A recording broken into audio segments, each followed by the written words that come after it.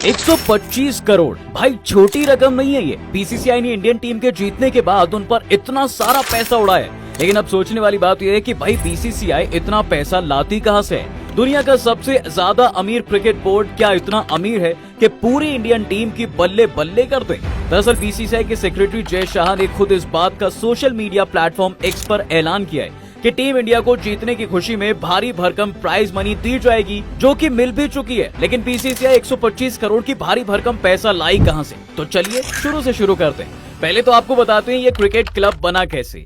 देखिए, बीसीसीआई की वेबसाइट बताती है कि साल 1721 में टोनिंग नाम का एक अंग्रेज शख्स हुआ करता था जो गुजरात के कच्छ में क्रिकेट खेला करता था।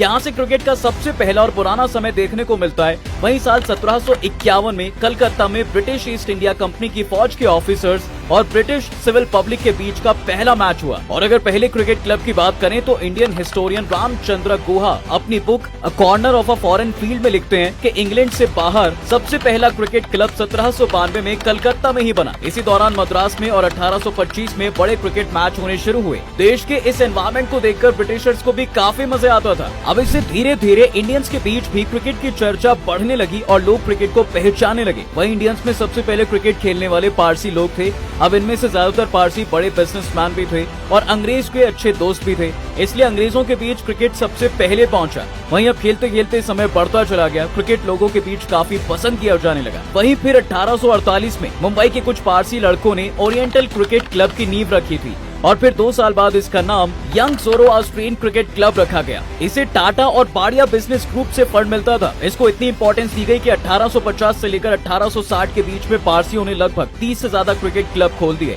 इसमें लोग आपस में टूर्नामेंट खेलते और जीतने वाले को मनी प्राइज भी मिलता। अब पारसियों की खेल की इस चकाचौंध ने हिंदुओं का ध्यान भी अपनी तरफ खींचा। फिर जिसके बाद 1877 में मराठी स्टूडेंट्स ने अपना हिंदू क्रिकेट क्लब बनाया।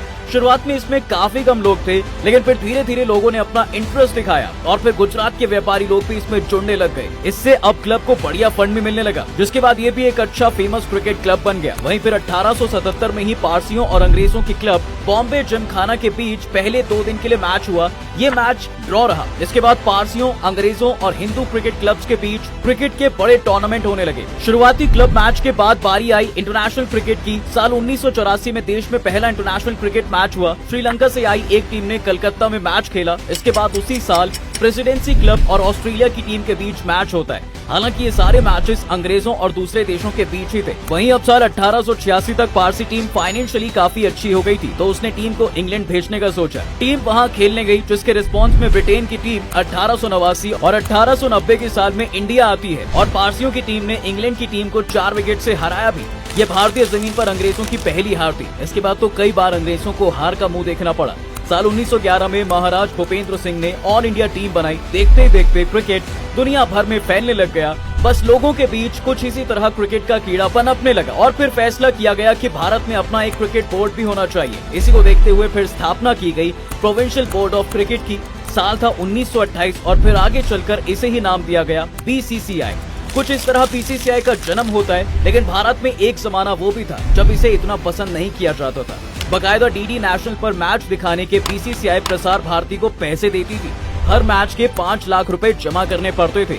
दूरदर्शन पर क्रिकेट की ब्रॉडकास्ट के लिए मोनोपोली हुआ करती थी। ये सब 1993 में बदल गया। फिर कुछ साल बाद वर्ल्ड टेल नाम की कंपनी ने बीसीसीआई के सामने ऑफर रखा कि वो ब्रॉडकास्टिंग राइट्स के लिए 2 करोड़ रुपए देंगे। बस इसी ऑफर ने बीसीसीआई के लिए खजाने का पिटारा सा खोल दिया। अब आपको इसका एक और एग्जाम्पल देते हैं, मीडिया राइट्स और स्पॉन्सरशिप का, यानी लोगों से होने वाली कमाई। मैच चल रहा है, उसमें आपने अपना एडवर्टाइजमेंट दिखा दिया। आपने T20 वर्ल्ड कप में इंडिया की जर्सी देखी, इसमें बड़े बड़े लेटर्स में ड्रीम 11 लिखा होता है और ड्रीम 11 इंडियन टीम का स्पॉन्सर है, यानी कि ड्रीम 11 बीसीसीआई को अपना नाम लिखने के लिए पैसा देती है और इसके लिए भी पता नहीं वो कितने सालों के लिए कितने करोड़ों रुपए पे करती है। अब आते हैं मीडिया राइट्स पर। असल में जब बीसीसीआई मैच करवाती है तो मैच को टीवी या डिजिटल प्लेटफॉर्म पर दिखाने का कंट्रोल बीसीसीआई के पास ही होता है। अब बीसीसीआई का खुद का तो कोई चैनल है नहीं, जिसके लिए बीसीसीआई चैनल्स और डिजिटल प्लेटफॉर्म्स को राइट्स देती है, जिसके बदले ये बीसीसीआई को पे करते हैं। अब स्पॉन्सर आएगा तो बीसीसीआई के पास पैसा तो आएगा ही। अब इससे तो अपने आप बीसीसीआई की इनकम बढ़ जाएगी। हालांकि इसके अलावा कई और तरीकों से बीसीसीआई पैसा कमाता है। तो बस कुछ इसी तरह बीसीसीआई की झोली में इतने पैसे आते हैं और क्रिकेटर्स को कर देता है माला माल।